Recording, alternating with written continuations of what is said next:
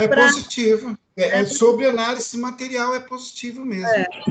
É uma contradição aparente. Né? Eu estou adicionando mais colegas aqui. Chegando, né?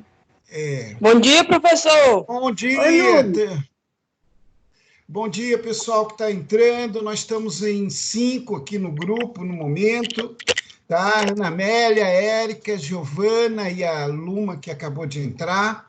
Eu estou dando um tempo para outros colegas aderirem ao grupo, à sala de aula, no caso, e aí a gente vai iniciar a nossa temática de hoje em ritmo de Semana Santa.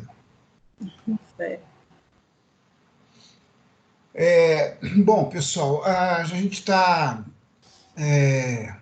aí na nossa quarentena e também na nossa quaresma, né? A gente vai aos poucos se acostumando ou não se acostumando, que é complicado tudo isso, né? Mas o que fica claro cada vez mais, sob meu ponto de vista, é que a razão, a ciência, no caso, é que deva estar norteando as nossas ações nos tempos de hoje. Infelizmente, parte da população não é suficientemente esclarecida ou estudada para ter essa percepção, né? Eu fico impressionado como, por exemplo, critérios como variação exponencial é desconhecida até mesmo, às vezes, no meio médico. Eu vejo médicos defendendo, né, o não confinamento. O cara é maluco, não estudou minimamente que fosse matemática, né? E porque isso não é uma questão plebiscitária, sim ou não. Alguns países, como a Inglaterra e a Suécia, que adotaram, sob muito comedimento, uma certa liberdade de convivência social, abandonaram essa estratégia logo em seguida. A Suécia, a questão de 5, 6 dias atrás, abandonou porque entre os países nórdicos ela estava disparada em número de casos e em número de morte. Ela percebeu que o vizinho país da Noruega, da Finlândia, que tinham adotado desde o início o isolamento social, estavam convivendo com taxas muito menores, e a Suécia bombando, as taxas aumentando. Aí foi preciso o rei da Suécia intervir, né? E o primeiro-ministro conservador, meio doidão, aí ele voltou atrás totalmente. E hoje é confinamento com prisão, inclusive, quem estiver desobedecendo. Só que essa questão do confinamento tardio é muito complicado. Não adianta você confinar só quando a doença chega, porque o processo de contaminação, ele segue uma lógica de progressão, né? E isso vai tendo efeito multiplicador muito grande lá na frente. Então, foi o que aconteceu na Inglaterra, que também, num primeiro momento, eles entenderam que não, vamos contaminar mais pessoas para esse vírus circular e tal.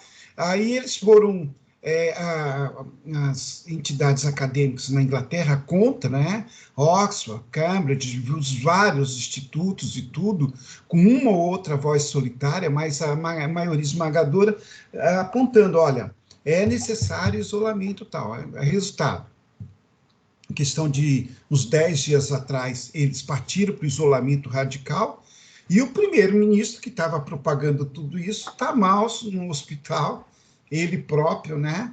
E agora já está anunciando que mais um mês de isolamento social. Só que eles perderam o bonde, porque se eles tivessem feito como na Alemanha, como em outros países, na própria Áustria, são países que, quando viram a situação na Itália, esses países tomaram as suas medidas muito enérgicas e partiram para o isolamento. Eu tive circulando na cidade, não ontem, antes de ontem, né? Eu tive que resolver uns problemas, eu tenho seguido à risca, às vezes eu cheguei a passar 15 dias sem colocar o pé na rua, mas tive que dar uma saidinha breve. E eu vi nos bairros, eu estive na região do Parque Piauí, tá, a circulação plena, o pessoal aglomerado, gente em bar, tá? E o prefeito, ele tem sido até muito presente, muito enérgico, né, no sentido de né, tem mandado fechar a barra, interditar e tudo, mas isso é muito fruto da dupla orientação, né? Nós temos um poder orientando de um jeito e uma outra autoridade orientando de um outro jeito, né? Então, isso gera uma confusão muito grande na cabeça das pessoas, coloca em questão a manutenção do emprego, que é muito importante, sem dúvida, mas não é esse o momento, né? O momento é do Estado acudir para depois a gente se reerguer, e, enfim, essa é a situação que a gente vive. Eu estou falando um pouco sobre isso agora no início da nossa aula, para enaltecer a razão, a ciência, ou até mesmo o fato da gente estar aqui, nesse canal, e né, nesse ambiente acadêmico, estudando e tudo mais. A academia existe para isso, né? Para que a gente, entre os nossos pares, chegue a determinados critérios, a determinadas conclusões, e que isso possa, posteriormente, ser usufruída pela sociedade, como uma linha a ser seguida, né? Então, não adianta, por exemplo, essa onda de defender um tratamento ou outro tratamento, isso é uma questão menos relevante nesse processo. O mais relevante é o isolamento. Se tem alguns medicamentos, alguns procedimentos médicos que estejam, embora ainda sem protocolos, que estejam sendo de caráter experimental, porque vários medicamentos estão sendo usados de caráter experimental. Não é só isso que o presidente está propagando, diversos, e diversas condutas têm sido adotadas. Isso é normal nesse processo. Então, esse não é a questão principal, como está se fazendo entender. É como se fosse assim, olha, não é tão perigoso, os idosos podem ficar tranquilos, porque tem essa saída, vamos abrir, não vai ser nada de anormal e tudo mais, não.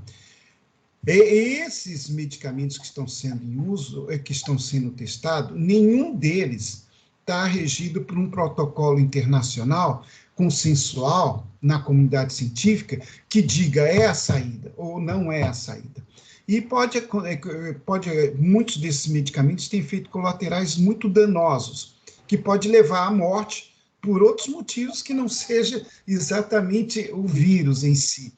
Então, a gente tem que ouvir a voz da razão, procurar ser seletivo nas fontes que a gente recebe as informações, isso é muito importante, e ter a nossa capacidade de convencimento junto às pessoas que estejam próximas, inclusive em relação às pessoas que têm menos estudos, né, que são menos esclarecidas, e que eventualmente a gente possa estar orientando, porque as curvas que a gente tem observado, elas estão seguindo exatamente as curvas de experiência de outros países, um pouco mais, um pouco menos.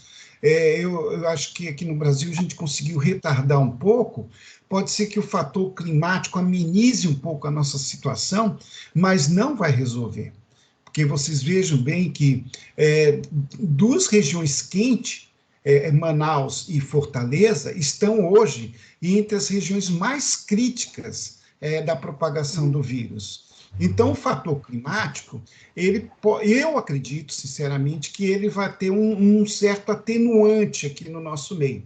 E alguns cientistas têm falado sobre isso. Mas é muito cedo para definir qual é o percentual desse atenuante, né? Se vai ser muito, pouco e tal. O fato é o seguinte, a doença se propaga no nosso meio, tá? E a propagação é comunitária, inclusive aqui em Teresina, né?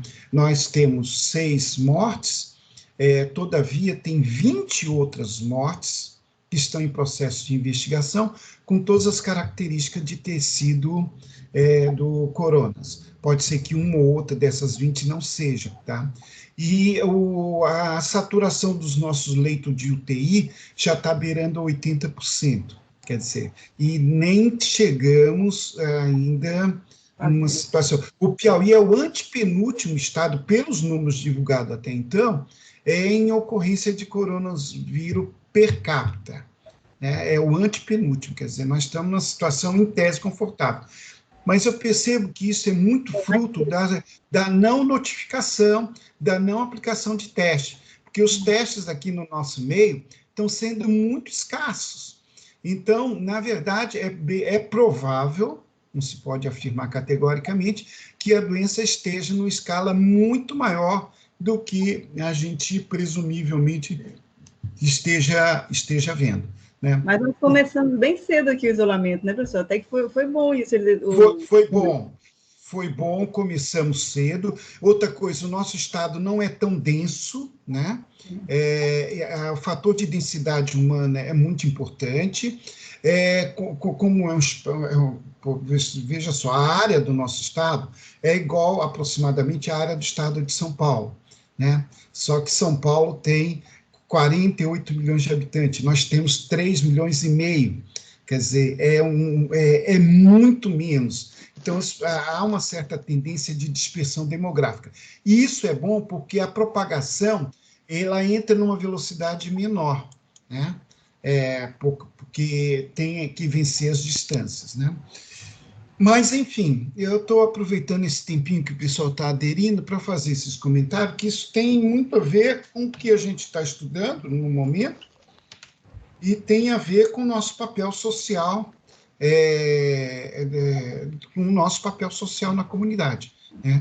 Onde nós somos agentes privilegiados, nós tivemos acesso a estudo e devemos ser, na medida do possível, influenciador nesses processos de pedir para as pessoas o isolamento social, porque senão a situação pode ficar bem, bem crítica. Pelo que eu tenho lido e tudo mais, eu percebo que essa situação de isolamento vai nos acompanhar esse restante de abril e o mês de maio todo. Pode ser que a gente comece a dominar a danada da curva só lá pelo mês de junho, tá? Infelizmente. Então, se preparem que o nosso isolamento vai continuar. Mas espero que não seja assim, né? Eu espero que a curva, as curvas dos gráficos fiquem meio doidona e, de repente, estabilize. É o que eu desejo, sinceramente. Mas, vendo a situação com racionalidade, e a gente vê que a progressão é mais ou menos nesse sentido. Eu queria falar do caso de Bérgamo, cidade de Bérgamo, na Itália. Eu tenho os conhecidos lá e tenho tido contato, né, pela internet, tudo. Bérgamo foi uma espécie de epicentro lá na Itália do problema da doença, né? Então, Bérgamo tem uma população um pouco menor que Parnaíba. Bérgamo chegou no seu ponto, no auge da propagação da doença, a ter 800 mortes num dia, um único dia. 800 mortes. 800 mortes. Bérgamo é uma comunidade muito desenvolvida. Bérgamo que tem uma união de empresários que eles arrecadam recursos para acudir à igreja do bairro Vila da Paz, né? Nossa Senhora da Paz. A comunidade lá recebe todo ano donativos dos empresários de Bérgamo para as ações sociais da igreja, manutenção de escola e tudo mais. E isso aconteceu lá. 800 pessoas num único dia, né? Então, é muito importante que a gente fique alerta. Felizmente, lá a curva já começou a baixar, né? Os índices estão bem menores, eu não saberia dizer hoje quantas mortes por dia, mas diminuiu drasticamente, tá? E só que deixou um rastro, né? Um rastro de desilusão, um rastro, né? E isso tudo porque o prefeito de Bérgamo era muito conservador, e é uma cidade industrial, e a cidade continuou funcionando. Ele, de forma teimosa, continuou funcionando. Tá? E agora estão ajustando as contas com ele lá. Né? Ele está num ponto de pedir renúncia, né, do cargo, porque ele deu uma orientação totalmente errada. E a cidade padeceu muito com isso. Ok? Bom, mas são comentários iniciais. Temos oito colegas agora no nosso grupo. Eu vou efetivamente iniciar o nosso conteúdo hoje. Só vou tomar cuidado para ver se a aula está sendo gravada. Está sendo sim, ok? E então temos Ana Amélia, a Andressa, Érica, Giovana, Larissa Martins, Letícia, Luma, e a outra Érica Galvão está acabando de entrar aqui conosco também. Então, estamos em 9 participantes. Bom, pessoal, o nosso assunto de hoje é basicamente a continuidade da aula passada, né? Nós falamos muito num cidadão de nome enrolado, chamado deixa eu ver o nome do sujeito aqui, Acelred, né?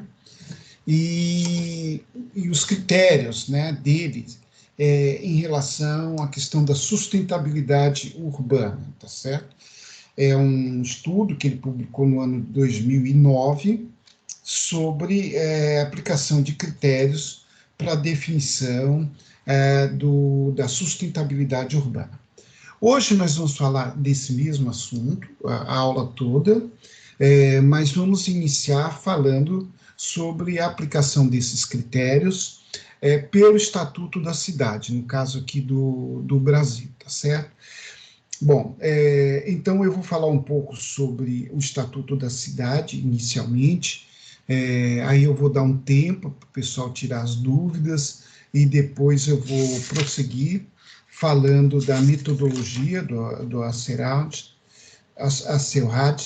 e, por fim, eu vou fazer, no último bloco, que vai ser o bloco mais extenso da aula de hoje, nós vamos fazer uma aplicação dos critérios de análise de sustentabilidade.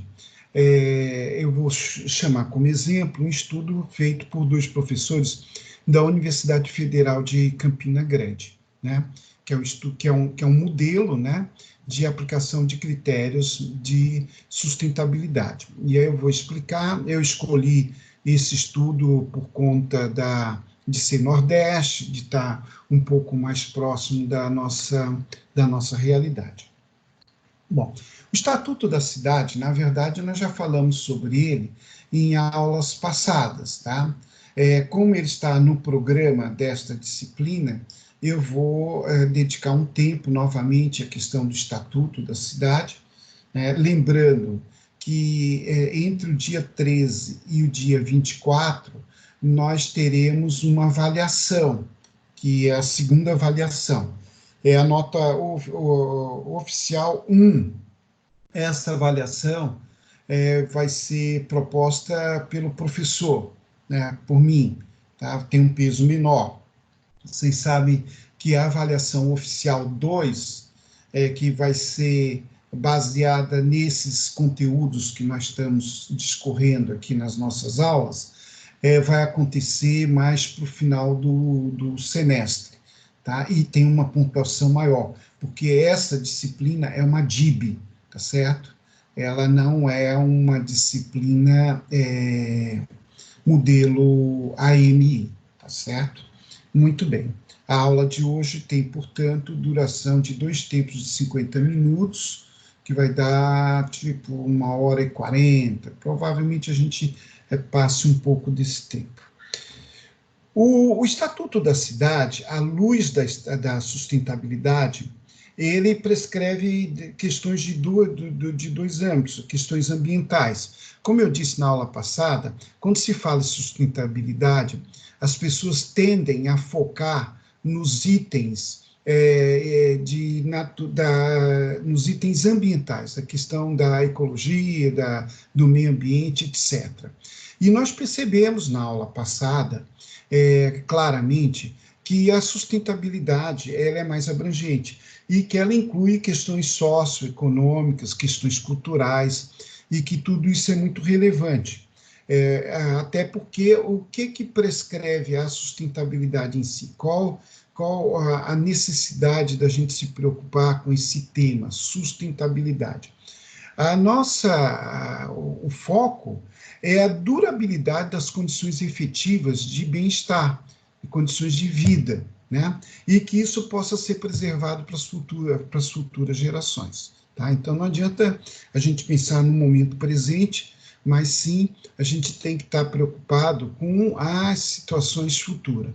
Então, sustentabilidade é um conjunto de ações que englobam, sim, questões ambientais, que comumente a gente acha que sejam as mais pertinentes ou as principais, mas não necessariamente, abrange questões sociais, econômicas e culturais. O conjunto de todas essas ações é que vai possibilitar a durabilidade de um ambiente digno, um ambiente saudável, um ambiente em que a gente possa repassar para as futuras gerações e eles, a partir daí, também tomarem seus cuidados para passar para gerações subsequentes. Então, a gente tem que estar sempre muito preocupado com a durabilidade dessas questões ambientais, não necessariamente naturais, ambientais no sentido geral, do ambiente social, ambiente econômico, cultural e todos os itens relacionados. Muito bem. O Estatuto da Cidade, ele estabelece ações de incentivos e de mitigação, né, para que os gestores públicos possam tomar suas decisões, levando em consideração o fator de sustentabilidade.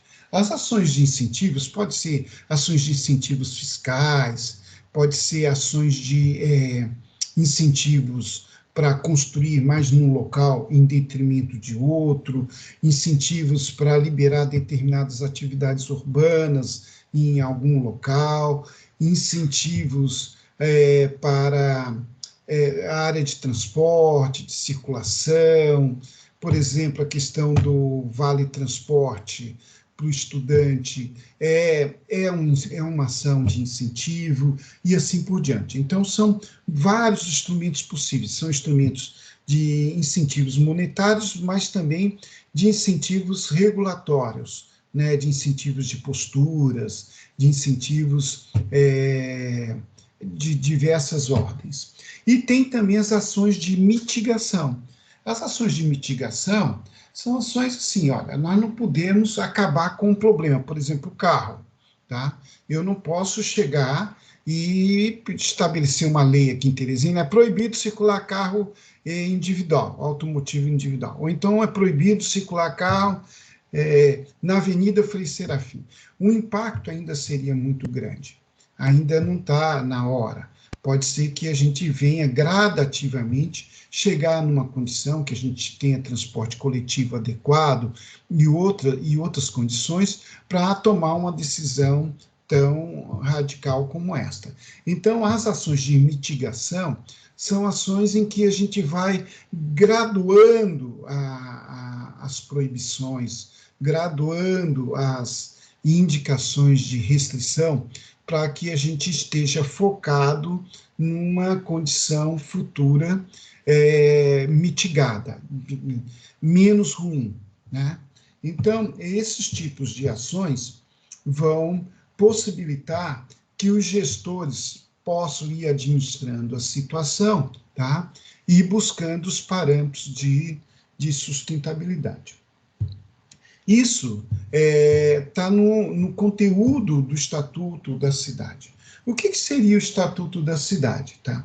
O Estatuto da Cidade nada mais é do que a regulamentação prevista no capítulo das políticas urbanas da Constituição de 1988, certo? Logo após os regimes militares, foi feita uma chamada para uma constituinte no país, foi eleita uma Assembleia Nacional Constituinte, especificamente, não confundir com Câmara dos Deputados ou de Senado, era um conjunto de representantes que foram eleitos especificamente para desenvolver a Constituição. Tá?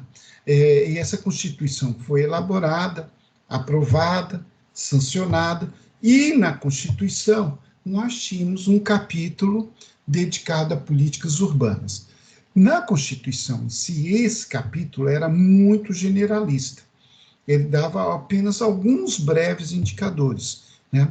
E chamava para a necessidade de uma regulamentação a posteriori. Isso aconteceu também em relação ao Estatuto da Criança e do Adolescente, a diversos outros estatutos, que todos eles oriundos da Constituição de 1988, tá certo? Somente 13 anos depois da promulgação da Constituinte de 88, 12 a 13 anos, é que nós conseguimos ter efetivamente o Estatuto da Cidade, que foi regulamentado pela Câmara dos Deputados, o Senado, o Congresso Nacional. Esse Estatuto da Cidade, ele esmiuça, ele detalha o conjunto de regulamentação necessária para que as cidades se desenvolvam num parâmetro daquele que eu falei ainda há pouco, da durabilidade, né?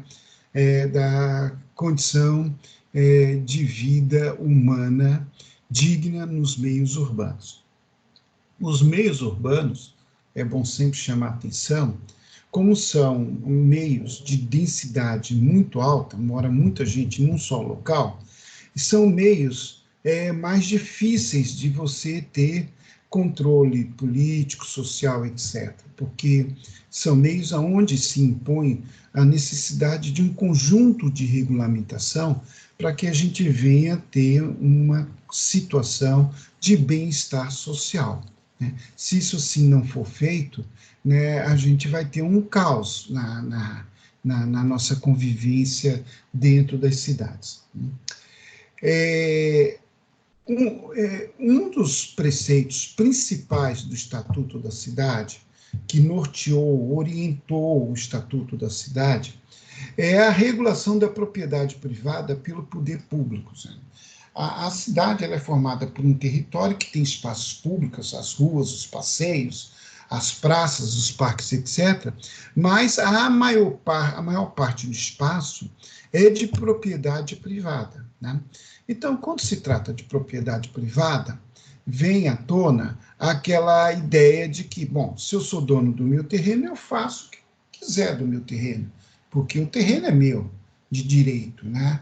Num dado momento eu comprei, ou então eu herdei, está passado em cartório, que testemunhou juridicamente a minha condição de proprietário. Então, dentro daquele espaço, dentro do meu terreno, quem manda sou eu e pronto. Bom, o Estatuto da Cidade não entende exatamente assim. É claro que ele estabelece muitas prerrogativas, muitos direitos para o proprietário.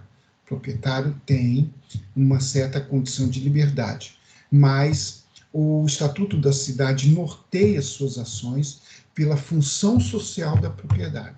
Função social da propriedade. Ou seja, você é proprietário daquele terreno, daquele espaço físico, mas, ao mesmo tempo, você tem que ser signatário do cumprimento de funções sociais daquela propriedade em relação ao conjunto da cidade. Então, aquela propriedade ela tem que ser regulamentada, né? E que essa regulamentação está definida no conjunto das legislações urbanas de cada uma das cidades, né? O código de postura, né? Eu não posso, por exemplo, criar porco num terreno, num bairro onde mora muita gente, que eu vou propagar a doença, né? O caso, por exemplo, lá na China, da comercialização de carne de animais silvestres, né? Eles acordaram agora, é uma tradição cultural, era um país muito denso, né? 1 bilhão e 400 milhões de habitantes.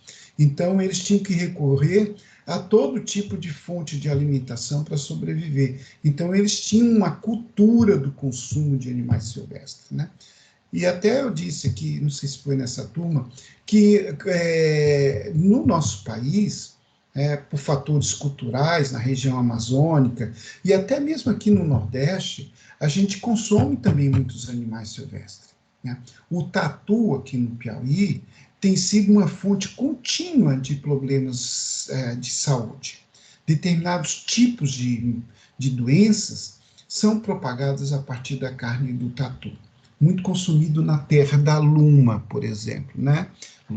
Então, lá, a Nied Guidon desenvolveu eu vou comer, vai se comer, a gente tem que ter um isolamento social em relação a você, porque as carnes silvestres, elas são potenciais para difusão de doenças. Algumas doenças ficam por ali mesmo e tal, não propaga tanto, e outras podem propagar, né? Então, isso é uma situação que tem que ser regulamentada no meio urbano, como? Pelos códigos de postura, né? Então, agora a China, depois dessa situação toda, no plano nacional, aprovou uma legislação que proíbe, em definitivo, o consumo de carnes de animais silvestres. Eles vão ter muita dificuldade de controle, porque isso é um dado cultural, está arraigado na população, né? Eles vão ter que demorar para controlar tudo isso. Aqui no Brasil, na região amazônica, o consumo de carnes exóticas silvestre é muito difundido, totalmente difundido, né? Muito mesmo. No mercado de Manaus, no mercado de Belém, em outros mercados, esse tipo de carne está lá sendo oferecido. Hoje já existem certos controles, tá? Eles oferecem ali nas moitas, nas sordinas, mas isso acontece. Bom, voltando então a essa condição de função social da propriedade, tá? Então, isso é um norte, né? Isso norteou o Estatuto da Cidade, né? Função social da propriedade. Isso garante uma salvaguarda legal para as municipalidades elaborarem seus planos diretores e não serem questionados no Supremo Tribunal de Justiça, nos superiores tribunais e tal, porque o Estatuto da Cidade, que é uma espécie de ramificação da Constituição do nosso país, prescreve isso com clareza. Então, algum proprietário que veja seu direito sendo questionado por uma lei municipal qualquer, se ele recorrer, ele vai se deparar com esse estatuto e vai perder. A não ser que a aplicação seja de ordem abusiva, venha ferir outros preceitos constitucionais, porque existem outros preceitos constitucionais que podem inibir determinadas situações, né? Então, você, por exemplo, eu sou dono de um terreno e a prefeitura resolve, diz, olha, para diminuir o custo da rede de esgoto, ao invés de eu dar a volta com a tubulação no quarteirão, eu vou encurtar caminho e vou passar com a tubulação debaixo do seu terreno. Aí não, você perde a razão, né? Seria algo abusivo. Bom,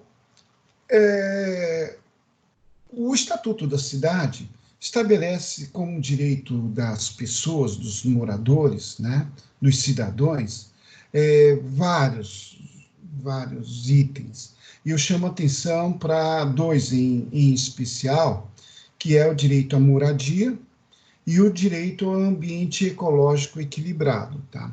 O direito à moradia merece uma reflexão, tá? Então, assim, qualquer ser humano, qualquer ente da comunidade, em tese, deveria ter um abrigo. Um abrigo é uma condição fundamental de permanência no espaço urbano. Quando um migrante chega numa cidade, a sua primeira preocupação é abrigar a si e a sua família, tá? Ainda que esse abrigo seja conjugado com numa casa que já existe, é muito comum isso.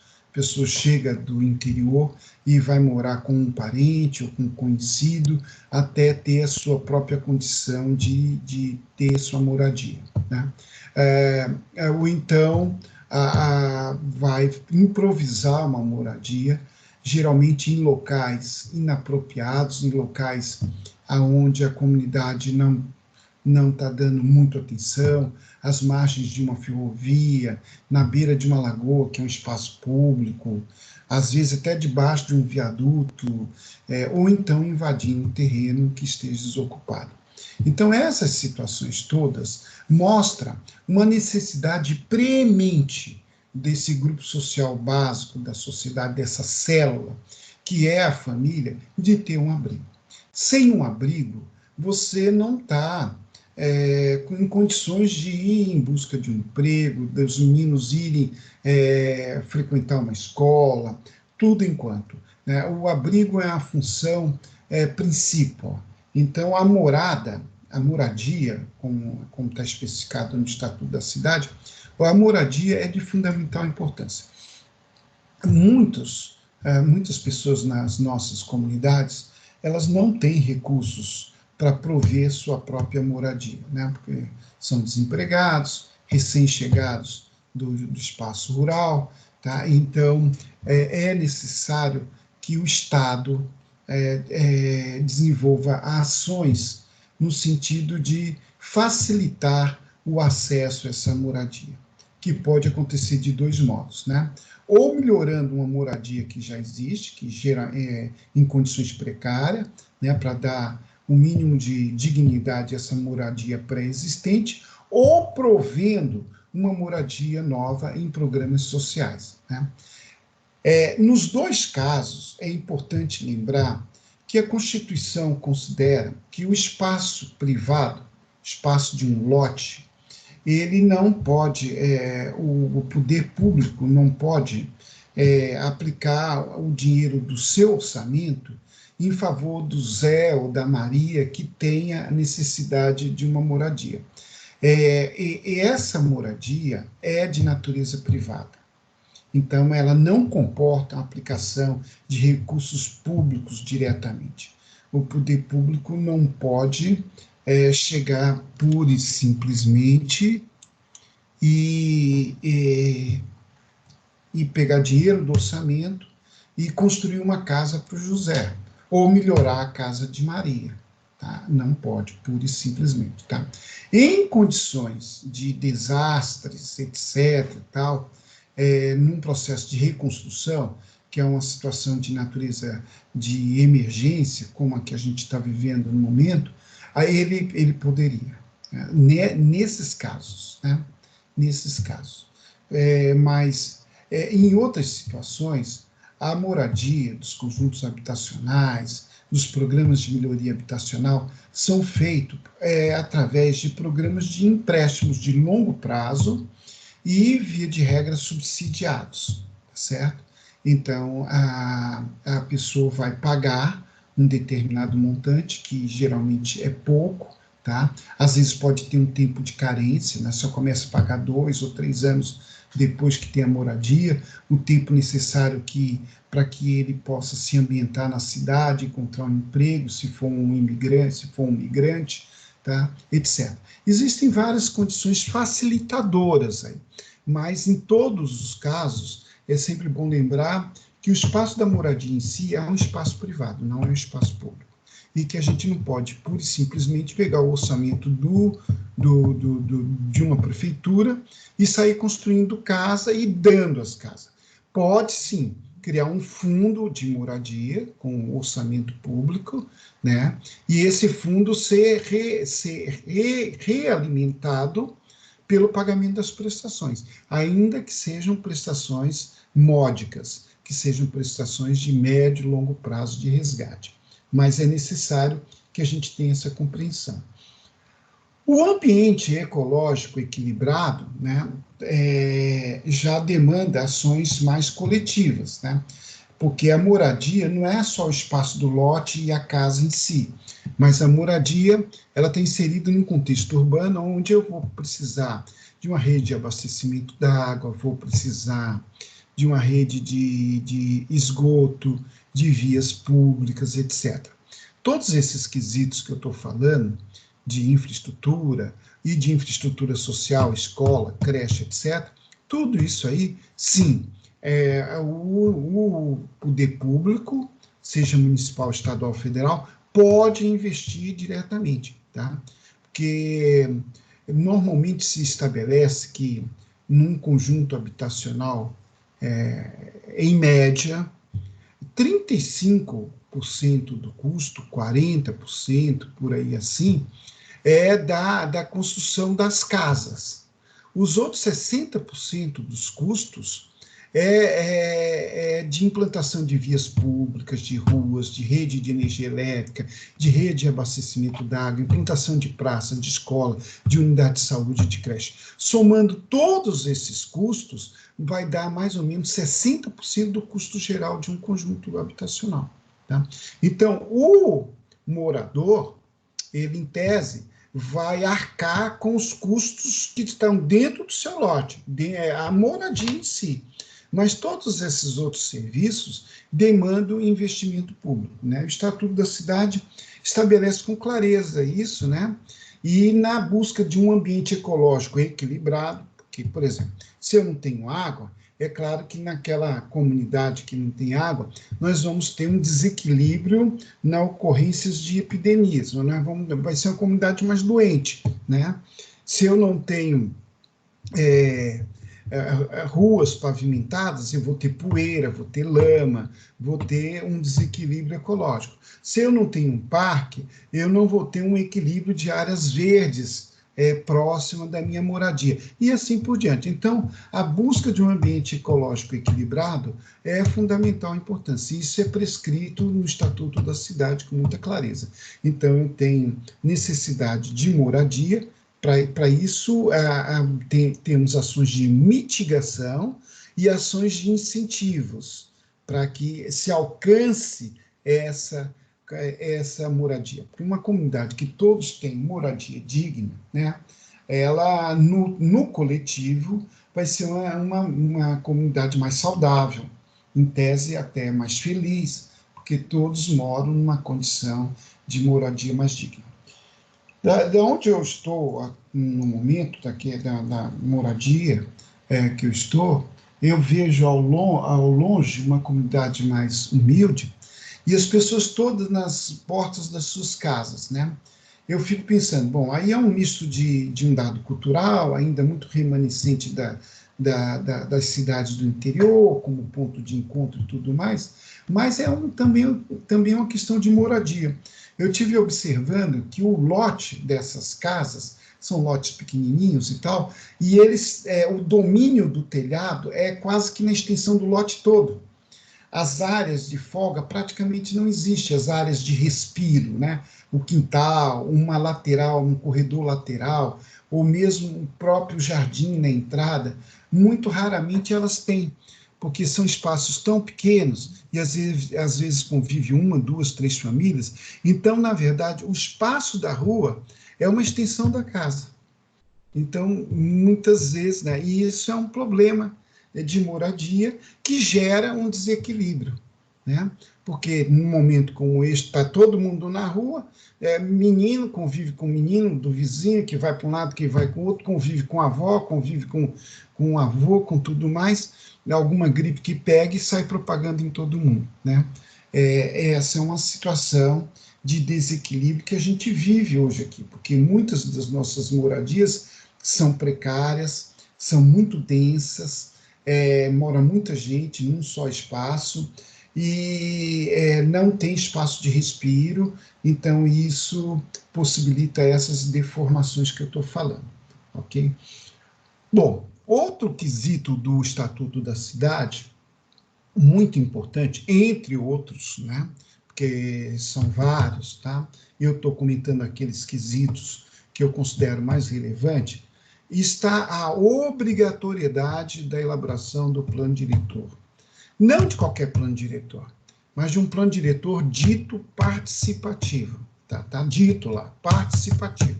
Tá? Porque poderia ser um plano diretor onde ele acolhesse apenas a opinião de técnicos ou das camadas mais influentes da sociedade, do mercado imobiliário, etc., né? é onde o todo da população tivesse restrição de participação. Tá? Então, o plano diretor participativo, ele criou uma série de mecanismos de assembleias populares, de consultas públicas, etc., que permite que vários agentes da comunidade, vários segmentos da comunidade, possam terem as suas opiniões ouvidas e, eventualmente, acolhidas na elaboração dos conteúdos dos planos diretores. Tá? Esse é um objetivo nobre, mas de difícil execução, né? É muito complicado. Muitas vezes isso é mascarado. Criam-se essas assembleias participativas, viciadas, sem representatividade, com pouco chamamento, ninguém nem fica sabendo que ocorreram essas assembleias e tal, e assim vai se levando um plano à luz de determinados interesses somente, e não à luz do interesse maior, do interesse público mais geral.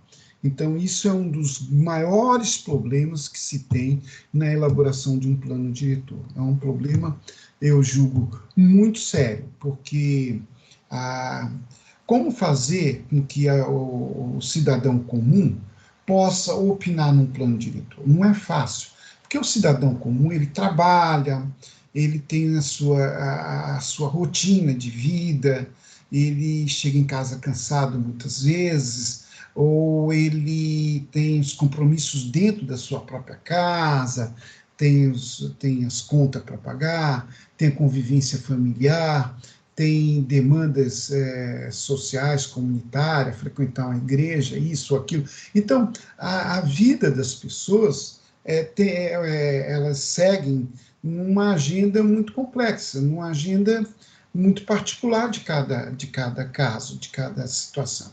Como fazer com que, dentro dessa agenda, eles tenham um tempo para refletir sobre um plano? Geralmente, essa é uma reflexão complicada, porque um plano envolve muitos temas, e muitas vezes a abordagem é técnica. Como fazer com que tudo isso esteja ao alcance da compreensão, do senso crítico desse cidadão, e que ele possa dar um retorno, possa dar uma opinião devidamente avalizada? Não é fácil, mas é necessário. É preciso que se tente, porque, da minha experiência, eu já coordenei plano diretor, a gente fica bem claro que, quando a participação da comunidade é mais efetiva, o plano tem melhores condições de vingar, de acontecer.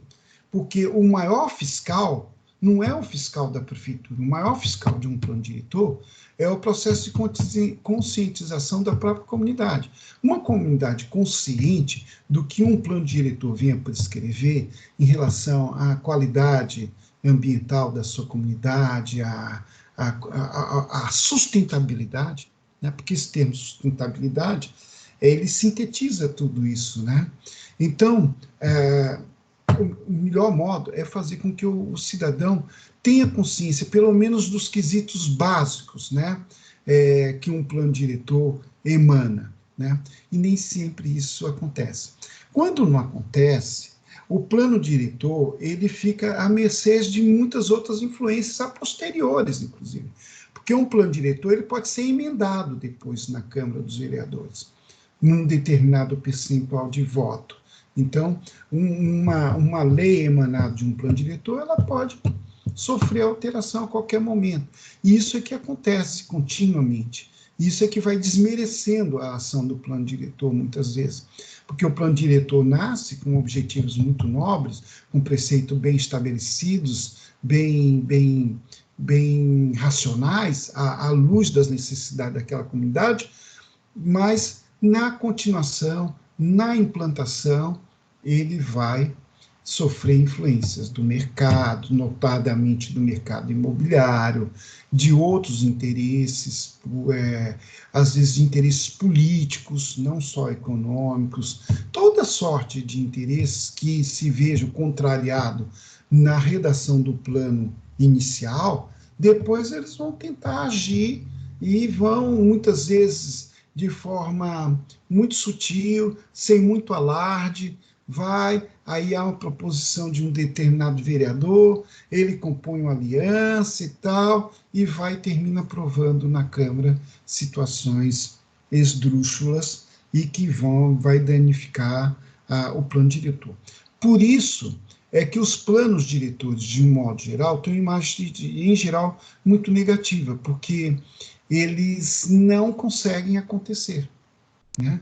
Então fica aquela ideia, para que serve plano diretor? É melhor não ter plano diretor.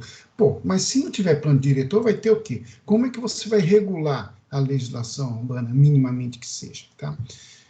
Então, só para encerrar esse capítulo, eu vou abrir o microfone já.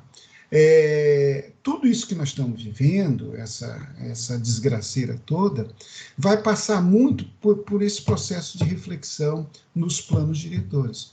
Porque os planos diretores são instrumentos que muitas vezes poderiam estar sendo mais efetivos, regulamentando melhor a convivência num espaço mais equilibrado, num espaço mais sustentável, e quando de uma situação como esta, as cidades poderiam ter uma capacidade muito melhor para enfrentar as adversidades. Um exemplo simples, palpável, muito simples. Tá? O plano diretor pode, ele tem essa prerrogativa legal, amparado pela Constituição, definir que na cidade de Teresina deva ter um ventilador pulmonar para cada tantos mil habitantes da cidade. Né? Então, isso tem que estar espalhado na rede pública, que desses ventiladores, digamos, 70% tem que estar na rede pública, 30% na rede privada, eventualmente. Então, esse tipo de medida, né, vai começar a ser sustentável politicamente, né, após a gente passar esse período todo. E muitas outras medidas, como, por exemplo, a expansão da nossa rede de esgoto. Não justifica Teresina ter 17% de rede de esgoto. Né? O plano é que daqui a 20, 30 anos a gente consiga 80%, 90%. Tá? Esse plano, até lá, vai morrer muita gente por ausência de rede de esgoto. Não é tão visível como uma crise que a gente vive hoje, porque essas pessoas ficam morrendo aos pouquinhos de vários tipos de doença. Mas se você pega o conjunto da mortalidade, a baixa de desempenho dos operários por conta de problemas oriundos da falta de esgoto na cidade e tudo mais, tudo isso impacta a vida da cidade, inclusive a economia da cidade. Então, eu creio que a gente vai ter mais consciência de buscar prioridade nos nossos gastos públicos. E talvez a gente não vá precisar ter 30 anos para alcançar um indicador de 80%, 90%. Mas talvez em 10 anos ou menos, quem sabe, a gente consiga ter uma rede de esgoto mais expandida no nosso meio. E a gente ter um índice de mortalidade menor, um índice de mortalidade infantil, uma expectativa de vida maior, mais qualidade de vida, etc. A gente está mais consciente para aquilo que de fato importa mais do que para aquilo que eventualmente importe menos. Tá? Vou abrir o microfone, na sequência nós vamos começar a falar sobre a metodologia da sustentabilidade, ainda vou falar um pouquinho sobre o Estatuto da Cidade, em seguida já vou falar sobre a metodologia da sustentabilidade. Microfone aberto, podem falar. Professor, esse 60% que o senhor comentou a respeito da parcela que o cidadão paga para ter essa casa dentro do conjunto? Não. Não é em relação ao que ele paga. É em relação ao que é efetivamente gasto para se ter um conjunto habitacional digno, tá certo? Então, ele paga efetivamente só os 40% da obra que é feito dentro do lote dele, né? O restante ele paga através dos impostos, como cidadão, junto com o imposto de outros cidadãos de outras partes da cidade. Tá? 60% é o valor que seria ideal, mas nem sempre o poder público entra com esses 60%, como o caso do Jacinto Andrade. Até hoje a gente tem um déficit de mais de 50% de vaga escolar no conjunto Jacinto Andrade, ou seja, mais da metade das crianças Jacinto Andrade tem que andar quilômetros e quilômetros, muitas vezes pegar ônibus até para frequentar uma escola, porque não tem uma rede de escola suficiente, e isso depois de quase 8 anos de existência do conjunto habitacional. Tá? O poder público ainda não casou a sua parte.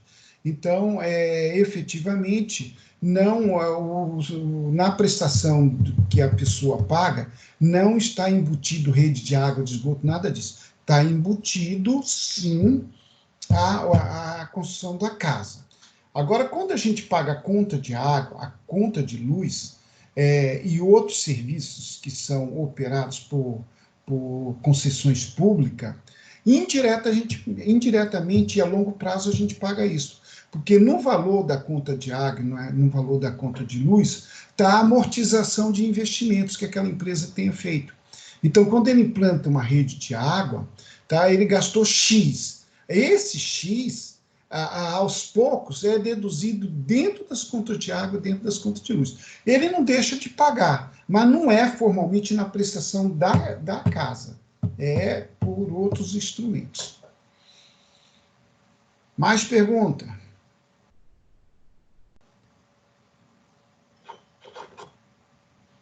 Parece que eu expliquei mais ou menos bem, né? Está todo mundo esclarecido, a gente vai dar continuidade, né? Já são 9 horas. Vamos... Opa, pois não. Diga lá, Érica Galvão. É só com relação à questão das ações de incentivo e mitigação. E isso está dentro do Estatuto, é uma coisa exclusiva do Estatuto? Não, isso é uma linha em que o Estatuto segue, mas isso está dentro das ações de cada município, do Estado, de tudo mais. É o desejável, é que a gente busque a sustentabilidade. E que instrumentos a gente vai acionar para buscar essa sustentabilidade, tá? Instrumentos de incentivos e de mitigação. Mitigação é proibição. Está proibido isso, está proibido jogar lixo na porta da casa. Tá? A gente vai mitigar um problema, a gente vai jogar um lixo mais distante, ainda não é uma situação desejável, ideal que tivesse uma usina de compostagem, que é muito caro, o orçamento da cidade não permite, mas pelo menos o lixo não fica acumulado na frente da casa de cada um. Então está dito lá que o lixo tem que ser acondicionado e todo dia, ou dia sim, dia não, tal, passa um caminhão e leva esse lixo para o local mais apropriado, porque senão ali seria um foco de contaminação. E isso é mitigação. Incentivos fiscais, eu falei vários exemplos. Então, isso está à luz do Estatuto, que o Estatuto conduz as suas prescrições, as suas determinações por esses tipos de instrumento, e são instrumentos que se repetem na municipalidade, no governo do Estado, em todos os órgãos que atuam no espaço da cidade, né? Nem sempre eles têm esta iniciativa. Quando não tem, gera desequilíbrios de sustentabilidade. O ideal é que ele tenha, né? Pode ser que tenha município do interior do estado, com certeza tem, que não esteja muito atento ao recolhimento do lixo doméstico, o lixo fica ali, joga na esquina, muitas vezes, em qualquer lugar. Então, seria desejável que os municípios tivessem essa ação. Eles têm uma cobertura legal através do Estatuto da Cidade. No Estatuto da Cidade, dá cobertura legal. O que eu quero dizer com isso é o seguinte: um prefeito pode dizer que todos os moradores têm que recolher o seu lixo doméstico e acondicionar num ponto dele ser recolhido. Se um prefeito estabelecer essa lei, ele tem amparo na lei maior. Mas não necessariamente todos os prefeitos vão fazer isso. Infelizmente, muitos não fazem, muitos por falta de conhecimento, muitos porque não tem um arquiteto no seu quadro, né? 2 arquitetos, 3 arquitetos. Por isso que a gente tem que ter contratação de mais arquitetos nas prefeituras, porque os arquitetos são contratados na área do urbanismo justamente para serem profissionais técnicos facilitadores para a implantação desses instrumentos, dessas mitigações, desses planos urbanos, operações urbanas que vão melhorar a qualidade de vida da cidade. Então, muitas vezes o próprio prefeito, ele não tem estudo, não tem muito esclarecimento sobre isso tudo, então é preciso interiorizar o saber, o conhecimento, e aos poucos isso está acontecendo. Eu acho que, eu vou chutar, mas eu acho que hoje o Piauí deve ter já uns 35% a 40% dos municípios com um arquiteto morador, mas somente uns 15% a 20% dos municípios do Piauí tem um arquiteto no seu quadro de agentes públicos, né? É muito pouco, é quase nada. Tá? E muitas vezes a cidade tem uma população muito grande que comporta ter 2, 3, 4 técnicos. Tá? Eu acho que, com o tempo, essa conscientização, essa necessidade vai sendo ampliada, com certeza. Bom, vamos seguir.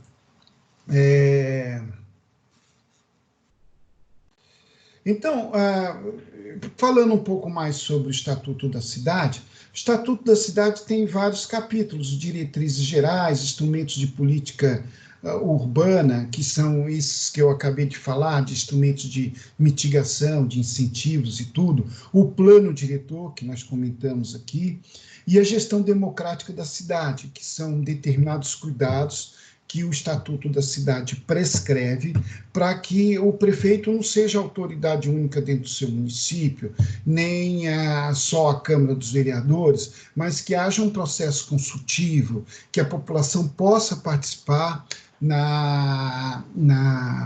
nos processos decisórios das suas cidades. Então, há uma regulamentação, há petições públicas, há abaixo-assinados que podem chegar diretamente na Câmara dos Vereadores, sem ser de iniciativa de nenhum dos vereadores, quando um problema esteja afligindo muito uma comunidade, esse processo de gestão democrática da cidade permite que a voz da população possa ser ouvida, né?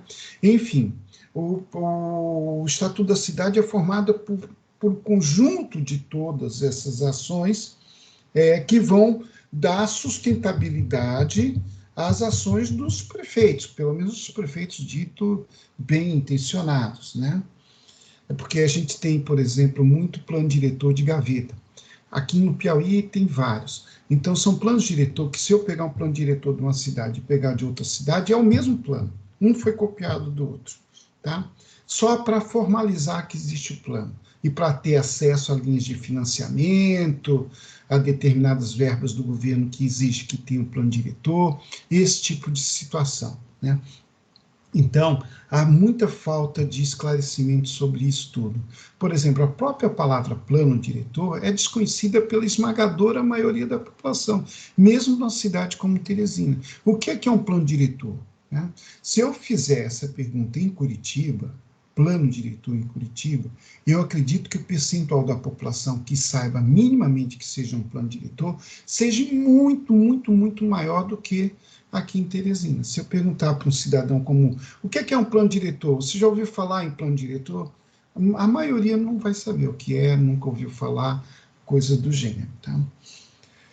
Então, tudo isso vai resultar em questões do dia a dia da população, questões sobre acesso a infraestruturas como água, saneamento, né, drenagem urbana, telecomunicações, iluminação pública, rede de coleta de lixo, etc, etc. Sobre as questões de moradia, que eu falei ainda há pouco, né?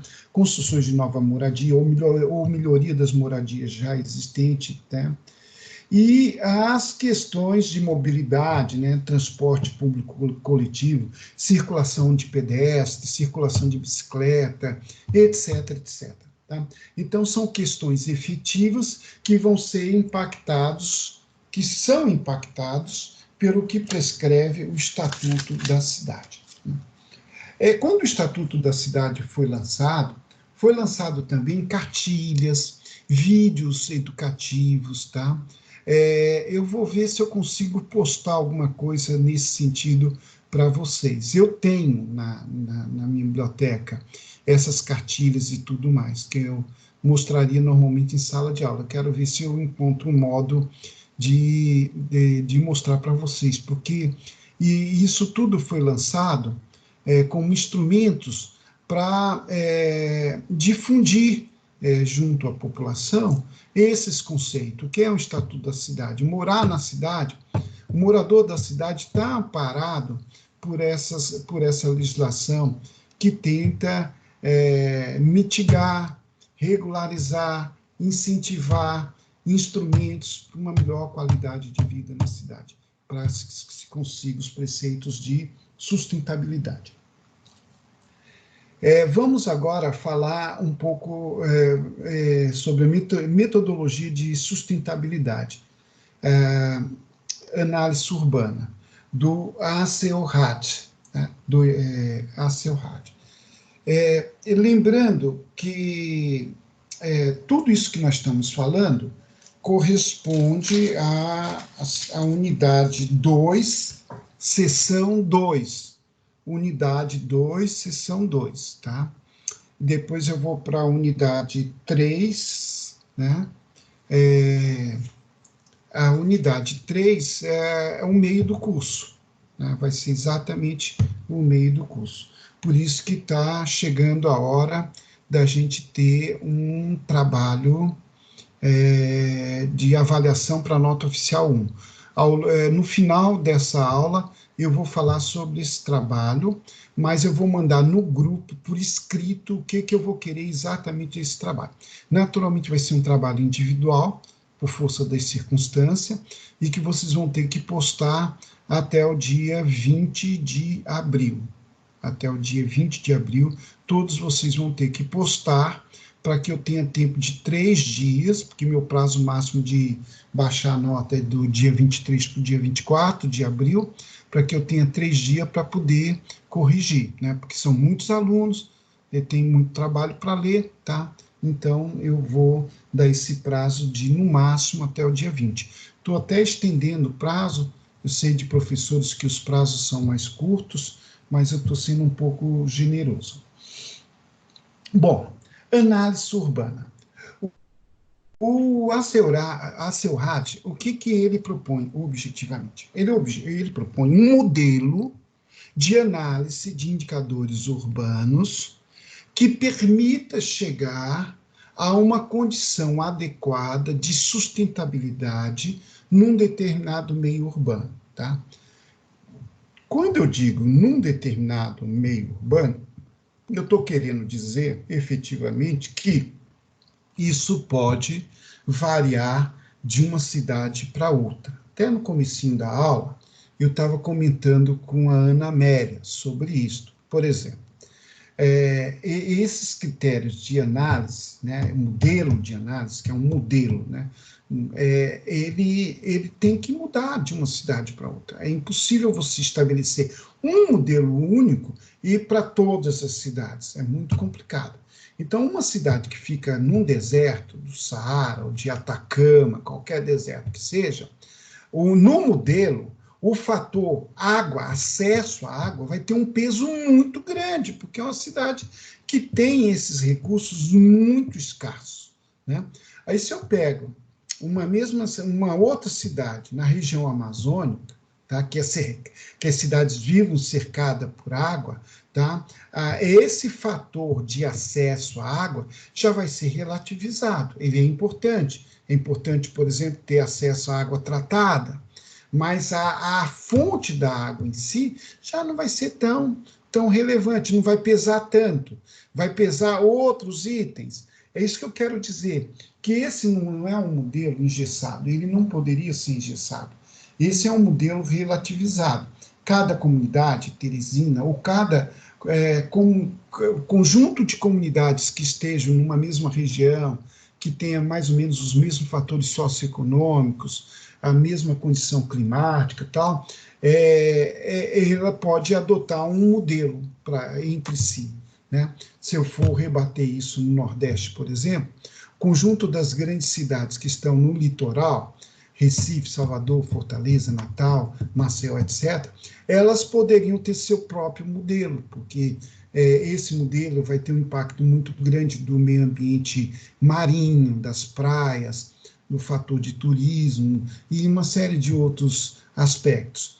Outras cidades grandes do interior do Nordeste poderiam ter modelos próprios no seu conjunto de cidades, né? Campina Grande, Caruaru, Petrolina, Teresina, Juazeiro do Norte, Crato, que são cidades acima de 400, 300, 400 mil habitantes, são cidades de porte médio, médio, grande, e são cidades do interior do Nordeste. Talvez já comporte um outro modelo próprio para si, porque nessas cidades vão impactar questões diferentes das questões das cidades litorâneas. Outras cidades menores, né, já vão, né, uma cidade pequena, de 20 mil habitantes, né, eu diria que não é tão importante ter um parque municipal, né? Se tiver, ótimo, né? É possível, né? Mas é uma cidade que vive cercada pela natureza. Se você sai um pouco do centro da cidade, você já encontra espaço rural. Talvez, sim, deva proteger suas fontes de água, cursos de água, riachos e tal. Isso seria importante. Mas ter um parque não é tão importante como uma cidade de porte médio ou de uma cidade grande. Então, a gente tem que relativizar, né? Então, eu vou ser prefeito de Zé de Freitas e vou fazer um mega de um parque na cidade e tal. Eu tenho que relativizar. Será que esta é a obra mais impactante para a sustentabilidade da minha comunidade? Né? Ter contato com essa natureza. Se a natureza está tão perto da cidade, por que eu vou gastar tanto num parque? Mas talvez numa praça seja importante, porque a praça é um espaço de convívio social, um espaço de encontro, é um espaço importante. Vou gastar menos na praça do que fazer um parque da cidade. Então, às vezes são equívocos que são difundidos a partir das grandes cidades, né? Uma cidade como Nova York faz uma obra emblemática, que é muito divulgada na mídia e tudo mais, aí as outras cidades saem fazendo também, né? Como se todas as cidades tivessem necessariamente que fazer aquele tipo de obra que fosse importante para todas elas. E não necessariamente, talvez uma cidade como São Paulo, Rio de Janeiro, Belo Horizonte, pudesse ter essa obra de uma forma mais pertinente, mas não justifica sair repetindo isso em todas as cidades, né? Se a cidade de Nova York fez um parque em cima de uma linha férrea abandonada, não é onde tem uma linha férrea abandonada, a gente vai ter que fazer um parque. Mesmo uma cidade como Parnaíba, não, vou fazer também aqui uma linha férrea, vou fazer um parque em cima. Não necessariamente. Existem outros espaços de custo mais baixo e tudo mais, que poderia abrigar um parque em Parnaíba do que você ter que fazer esse parque em cima de uma linha ferroviária. Essa é a nossa situação particular que aconteceu lá em Nova York. É uma coisa que a gente tem que tomar cuidado. Então, essa análise urbana, esses modelos, eles passam por vertentes que são determinados por temas, critérios e indicadores, né? Eu vou comentar isso quando eu der um exemplo prático, mas daqui a pouquinho, tá? Então, todos esses discursos, os 3 discursos de Acerrad, tá? Passam por essas vertentes, né? Qual é o tema que esteja sendo abordado, por exemplo, densidade urbana, qual é o critério, tantos mil habitantes por hectare, desculpe, o critério é se está baixa densidade, alta densidade, tá? Onde que eu vou aplicar esse critério? Em tal lugar pode ter alta densidade, em tal lugar pode ter baixa e tudo mais. E o indicador, quantos habitantes por hectare eu estou prescrevendo, tá? Então, isso aí é o que eu vou definir como modelo. Só que esse modelo se aplica em inúmeras temáticas, né?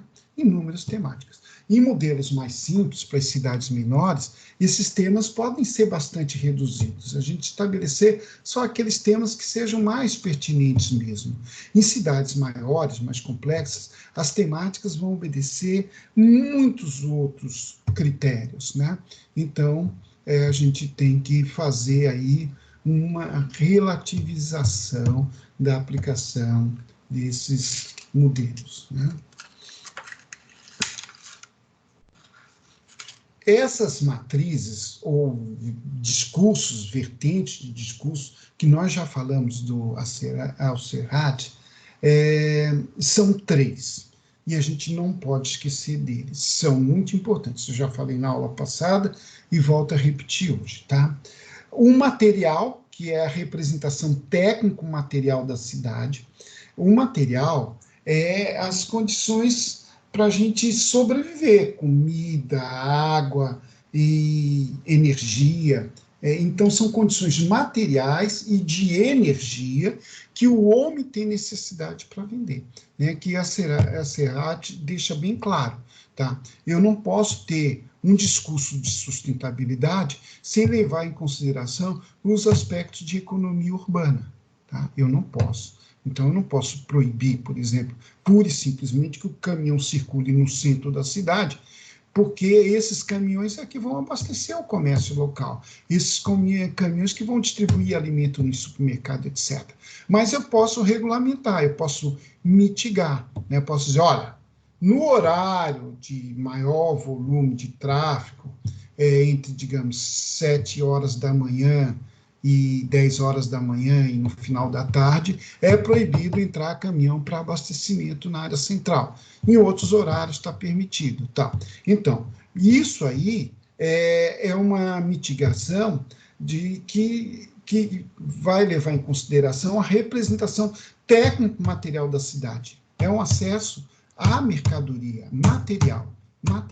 Então, é uma questão econômica. Então, eu tenho que levar isso sempre em consideração para chegar numa condição de equilíbrio, tá? Porque no segundo item, na segunda matriz do discurso do Serhati, ele leva em consideração a representação da cidade enquanto espaço de qualidade de vida, né? Que são aí os aspectos sociais, os aspectos culturais, etc.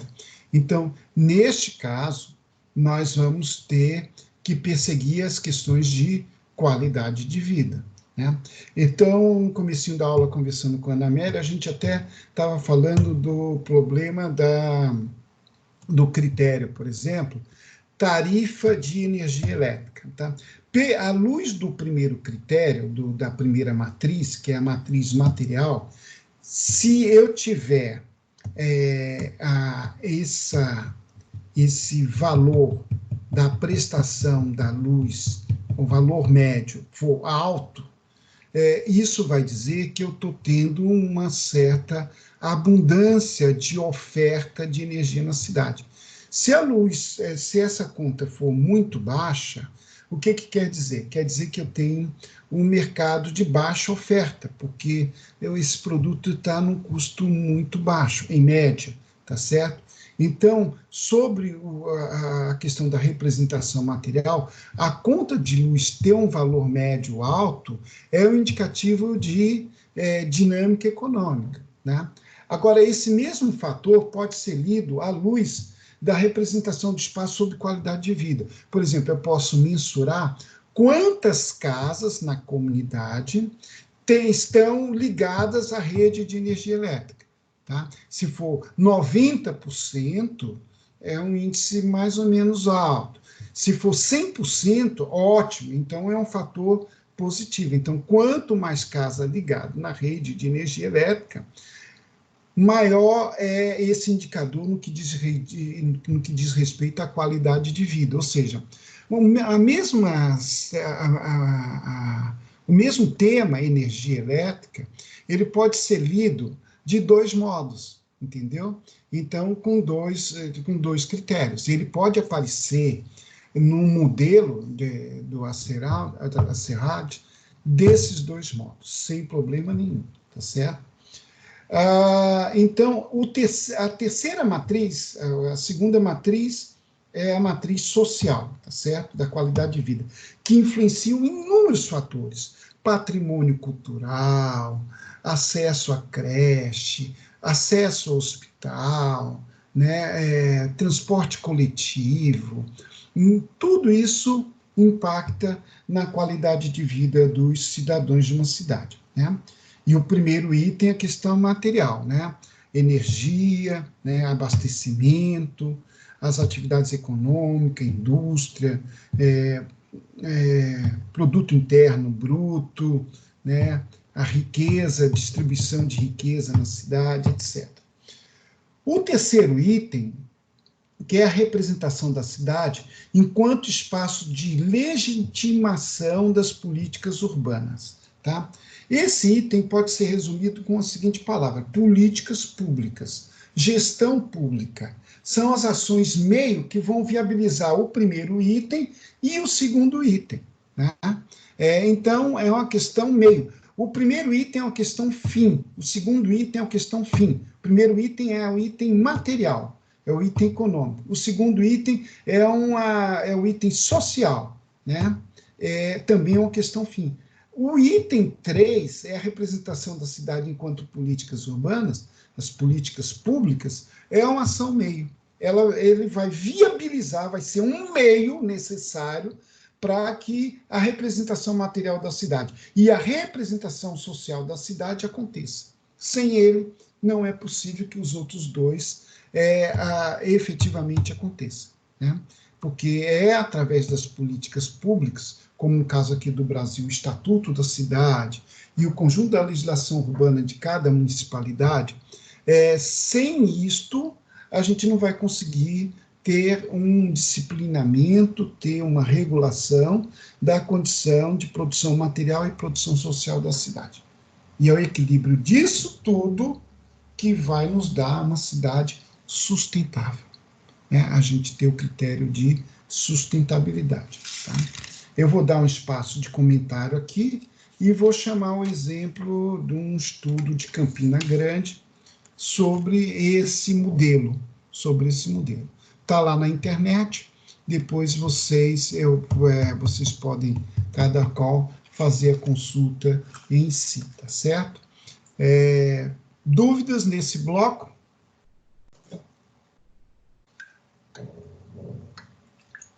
Tá, então eu vou já partir para o exemplo de Campina Grande.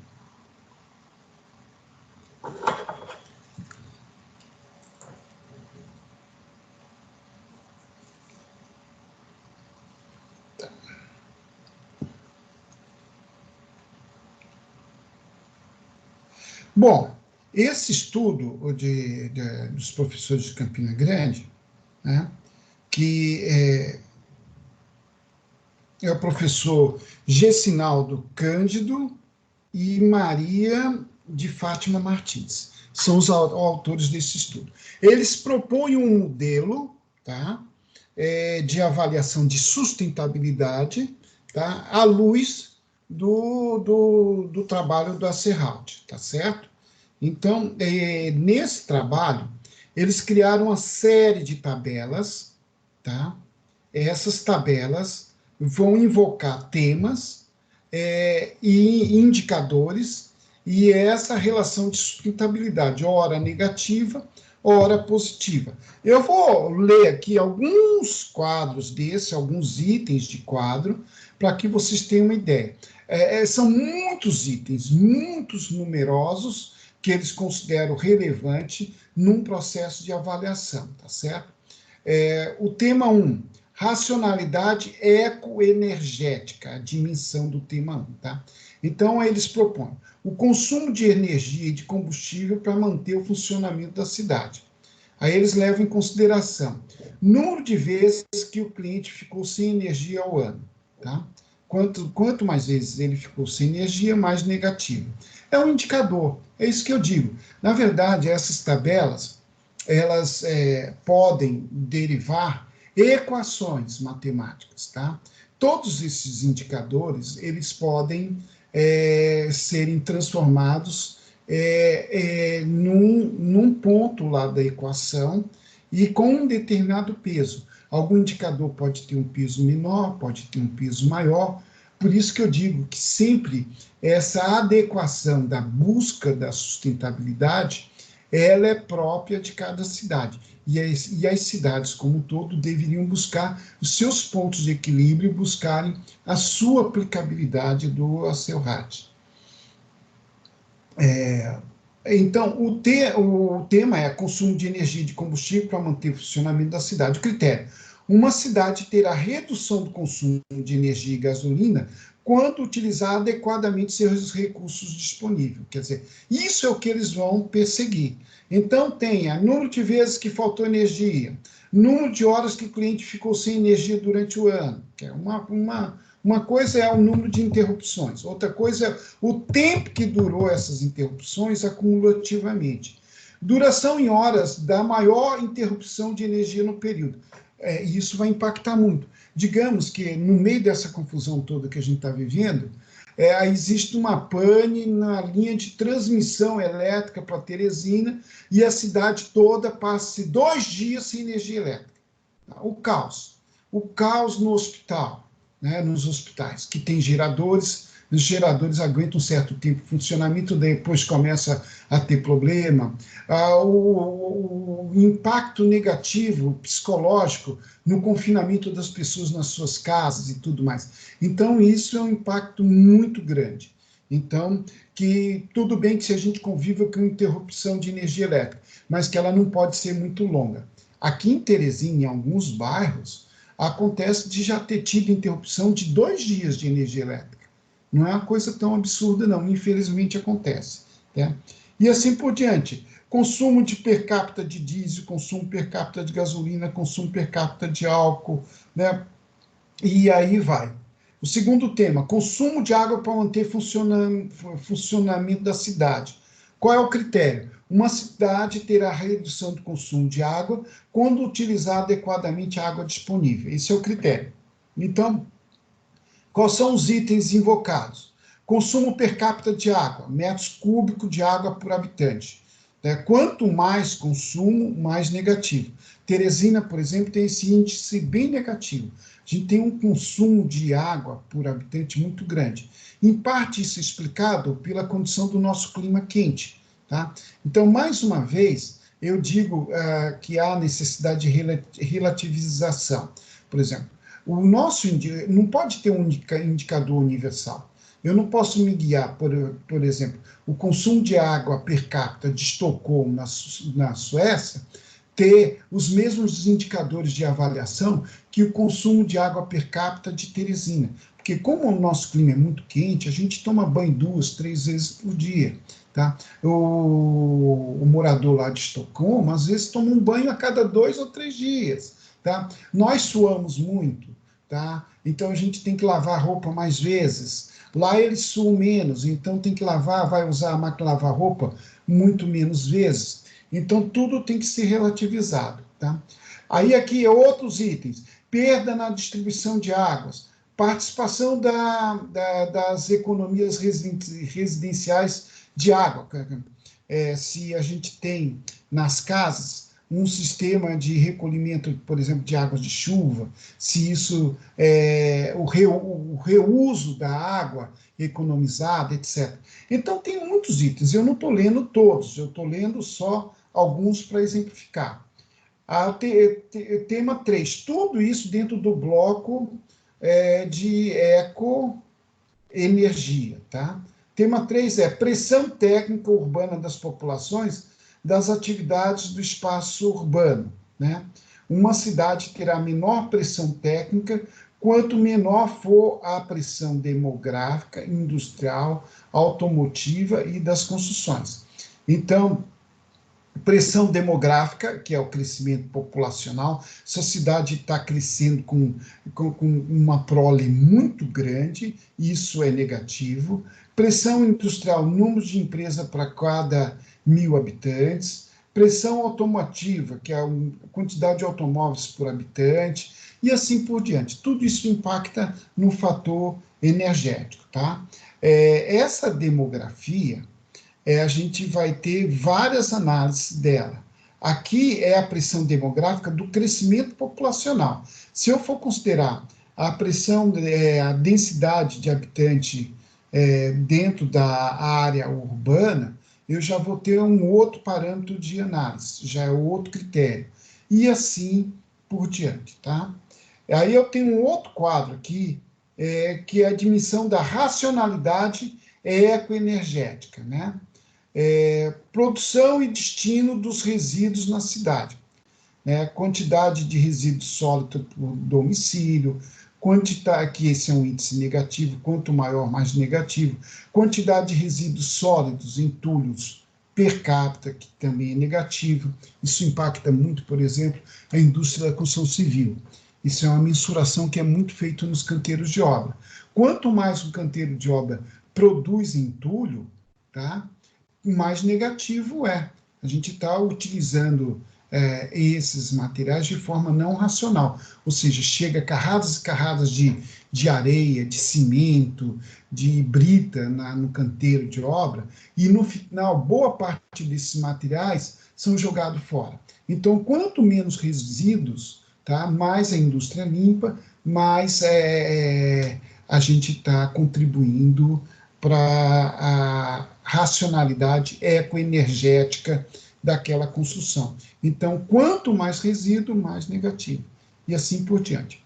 Eu vou pular um pouco essa tabela, já vou para outra, que é o quadro 2.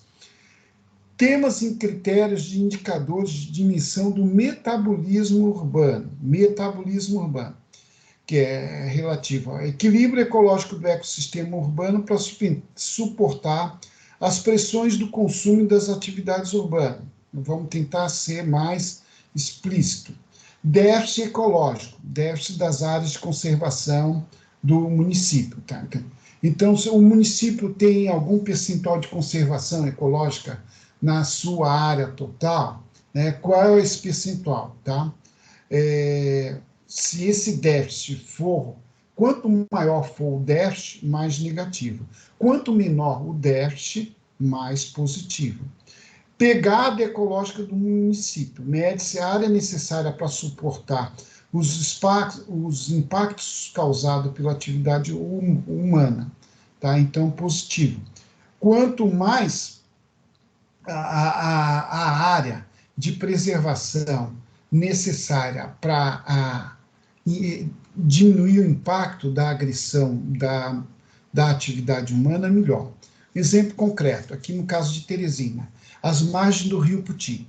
Quanto mais essa margem for protegida, quanto maior a área, tá, melhor para a gente ter um impacto menor na qualidade do rio. Quanto mais dejetos está sendo jogado no rio, esgotos industriais, etc., pior. Então, tudo isso vai ser traduzido no que ele chamou de pegada ecológica do município, tá certo? Existência de legislação. Existência de legislação urbanística ambiental, positivo, se existe. Existência de legislação do parcelamento do solo, positivo, se existir. E assim por diante, né? Então, isso são critérios de uma outra tabela do metabolismo urbano. Aí eu tenho uma outra tabela que ele chama de pureza, qualidade do ar, né?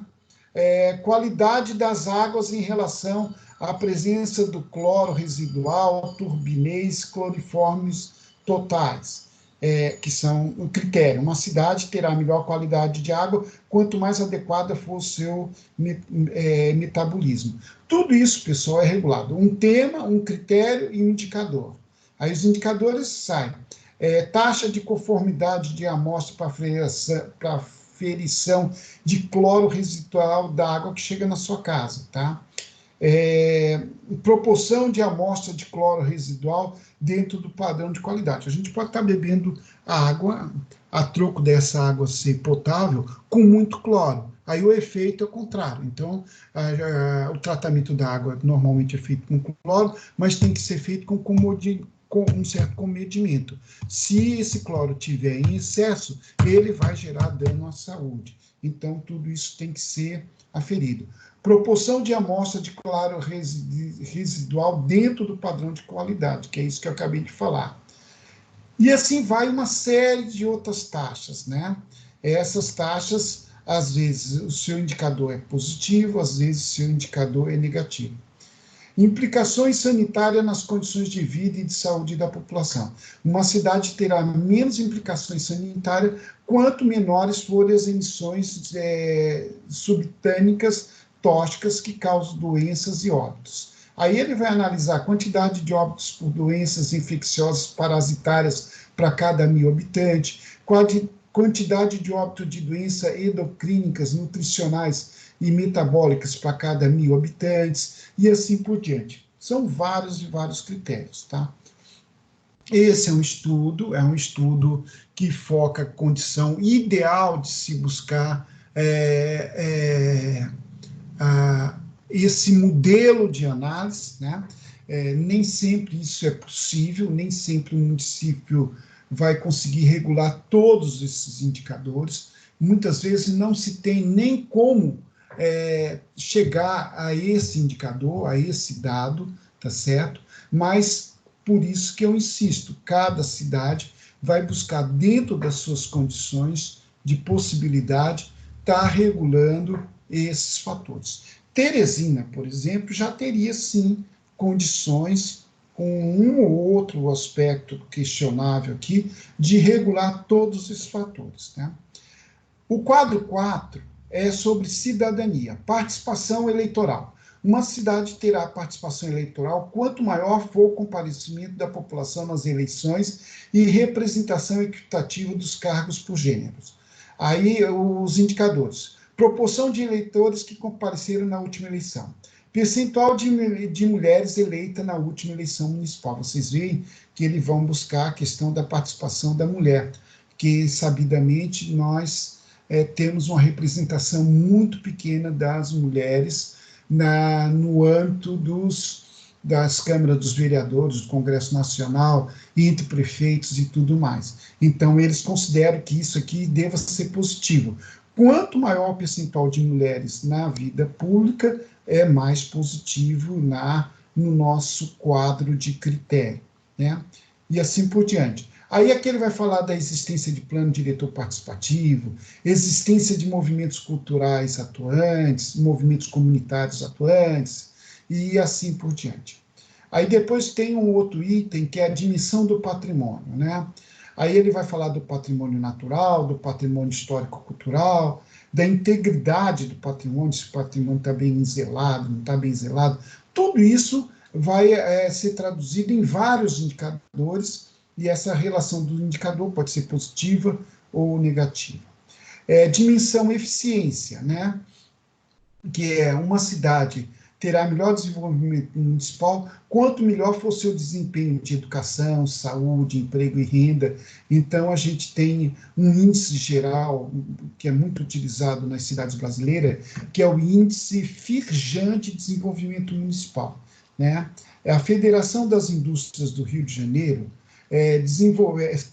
vem custeando ao longo do tempo o desenvolvimento de pesquisas que indicam o índice Firjan de desenvolvimento municipal. Então, quanto maior esse índice, mais positiva está a cidade. Esse índice Firjan leva em consideração se tem mais ou menos criança fora das escolas, a idade em que essas crianças frequentam a escola, o índice de internação hospitalar, uma série de fatores de saúde, etc. Aí eles juntam tudo isso numa fórmula matemática e criaram esse índice Firjan. Esse índice é considerado aqui no caso. Despesas municipais. Então, o critério, uma cidade terá melhor desenvolvimento urbano quanto melhor distribuir os recursos públicos para atender às prioridades urbanas locais. Despesa com planejamento e orçamento, despesa com segurança pública, despesa com habitação urbana, despesa com saneamento, são apenas exemplo de alguns dos indicadores que são aferidos. E assim vai, pessoal. Eu tenho o quadro 7, que é dedicado a temas e critérios de indicadores de equidade. Condições de habitação. Uma cidade terá melhor condições de moradia quanto mais adequadas forem as políticas urbanas para democratizar o acesso da população às habitações populares, né? Condições socioeconômicas. Uma cidade terá critério de condições sociais e econômicas quanto mais equitativas forem as políticas sociais e econômicas. Aí eu tenho uma série de indicadores, né? Olha, isso tudo vocês devem consultar e ver, eu vou dar a indicação por escrito no nosso grupo, tá certo? E vocês podem acessar esse trabalho e ver um grande número de indicadores que são invocados. Eu vou parar a leitura aqui, porque eu acredito que esteja sendo enfadonha, e eu tenho muitos outros quadros que eu poderia estar situando como exemplo, mas o importante disso tudo é lembrar vocês que esses modelos de análise de sustentabilidade, ele contrapõe critérios materiais com critérios sociais e com critérios de gestão pública, né? Então, esses critérios todos são aferidos, né? E esses indicadores podem ser positivos, podem ser negativos. Esses indicadores, eles depois podem ser tratados com pesos numa formulação matemática, numa formulação de equação, né? Onde um determinado indicador possa ser mais relevado, possa ser dado mais importância a ele, e outros indicadores podem ser dado menos importância, e assim por diante. Então, é necessário que cada caso seja um caso. Esse estudo eu selecionei porque foi feito aqui no âmbito do Nordeste, e eles levam em consideração esses critérios analíticos do ACERAUT, ok? Dúvidas?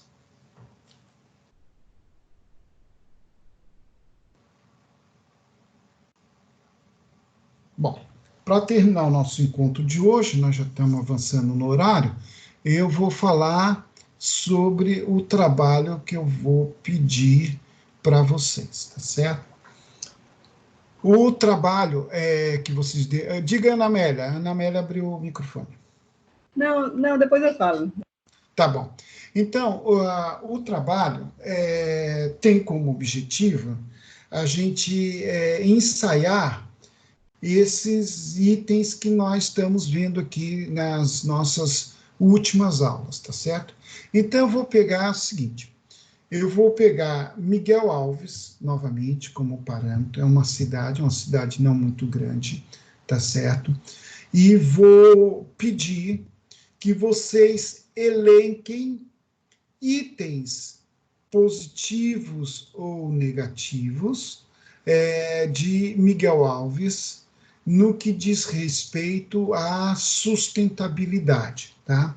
É uma leitura, não precisa ser nada complexo, é uma coisa muito simples, e à luz dos dados que vocês conseguirem pela internet, né? É possível conseguir alguns indicadores na internet. Então, esses indicadores vão ser analisados mais negativamente ou mais positivamente. Se a rede de esgoto lá de Miguel Alves, vocês conseguem descobrir na internet, que esteja somente 20%, isso é um dado negativo. Ninguém vai fazer fórmula matemática, equação, nada, simplesmente vai comentar. Considero que para a sustentabilidade do município de Miguel Alves, esses aspectos sejam positivos e esses sejam negativos. Aí a gente vai analisar sob o ponto de vista material, vocês devem organizar o trabalho de vocês desta forma, sob o ponto de vista material, sob o ponto de vista social e sob o ponto de vista de políticas públicas, tá?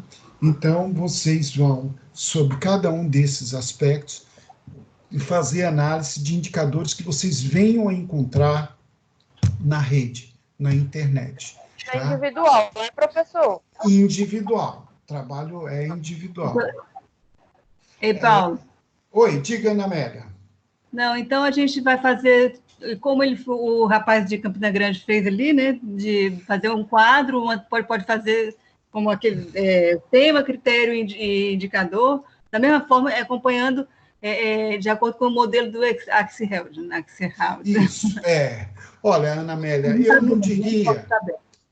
eu não indicaria o trabalho de Campina Grande no caso do nosso trabalho, porque a matriz elaborada pelo pessoal de Campina Grande é muito complexa, absolutamente complexa. Não, mas é um exemplo.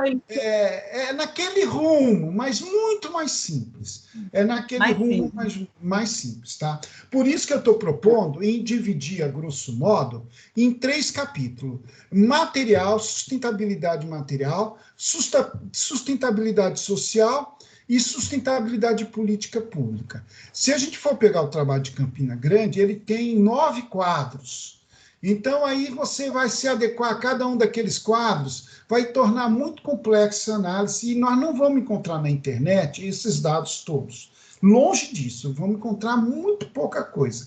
Então, por isso que eu proponho simplificar em 3 partes. Material, que diga tudo aquilo que seja necessário, a representação material da cidade, ou seja, condições materiais, econômicas e energéticas para a sustentação. Tá certo? Social, tudo aquilo que diga respeito à questão de qualidade de vida das pessoas numa cidade. Então, a gente vai levar em consideração aspectos de moradia, aspecto de escola, aspectos de saúde, etc., etc., que diga respeito à qualidade de vida. E, por fim, como terceira parte do trabalho, vocês vão analisar as questões de políticas públicas. A cidade tem um plano diretor? Sim ou não? A cidade tem uma política de participação comunitária no orçamento, e assim por diante. Tem muitas associações comunitárias, é possível saber se tem ou não tem. Então, cada trabalho vai esmiuçar mais para um lado, esmiuçar mais para o outro, tá? Eu estou inclinado a fazer nessa análise aqui, como o trabalho ele não deixa de ser extenso, eu vou permitir grupos de 3 pessoas. Cada pessoa vai analisar um aspecto, o material, o social e políticas públicas. 3 pessoas, não mais que 3. Concordam? Tá bom. 3 pessoas. Então, aí vai ter um trabalho, sei lá, o grupo Larissa, Letícia e Luma. Eu sei que não é esse o grupo, mas, por exemplo, então a Larissa vai se preocupar em buscar a análise dos dados materiais, a Letícia vai se preocupar com os dados sociais e a Luma vai se preocupar com os dados de políticas públicas, tá certo? E aí depois vão juntar tudo isso e vão mandar um trabalho só em nome das 3. E as 3 podem até, porque, por exemplo, políticas públicas exigem muito menos pesquisa. Então, as 3 podem estar esmiuçando o social, pode estar esmiuçando o material, tá? E está mandando. Lembrando, o material importa muito o PIB, o social importa o IDH, Índice de Desenvolvimento Humano, tá?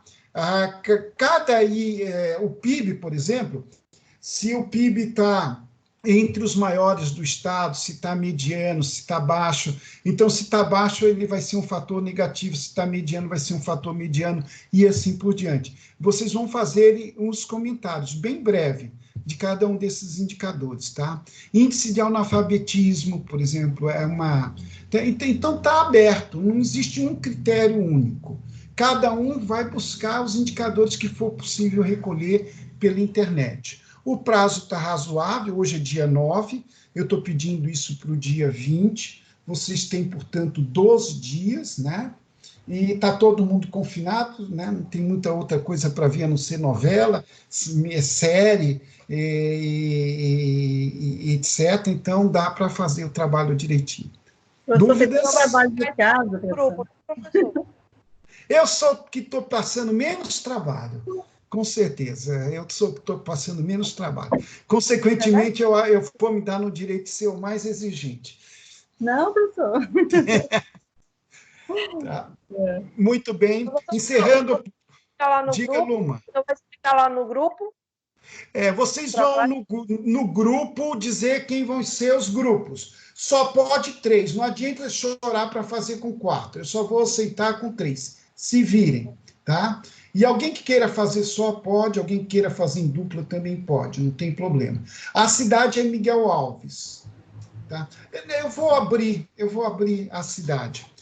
Tem que ser cidade do Piauí e cidade sem ser grande, sem ser Teresina, nem Parnaíba, nem Picos, nem Floriano. Cidade com menos de 30 mil habitantes do Piauí, qualquer cidade. Não vai ser obrigado a ser Miguel Alves, não, tá?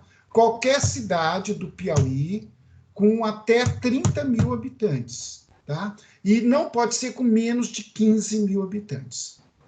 De 30 a 15 mil habitantes, tá ok? Ok. Pois eu vou encerrando hoje, pessoal. Feliz Páscoa. Fiquem Eu em também, casa, tá? Para vocês todos. E vamos nos vendo aí da próxima aula. A gente vai ter outro tema que já vai ser o último bloco até a metade do curso, tá certo? E a Andressa quer falar? Tá negritando. Não, prof. Tá bom? Então eu vou desligar meu microfone, que vocês já enjoaram a minha voz. Tá, Um beijo, feliz Páscoa, até doutor. mais. Beijo. Tchau.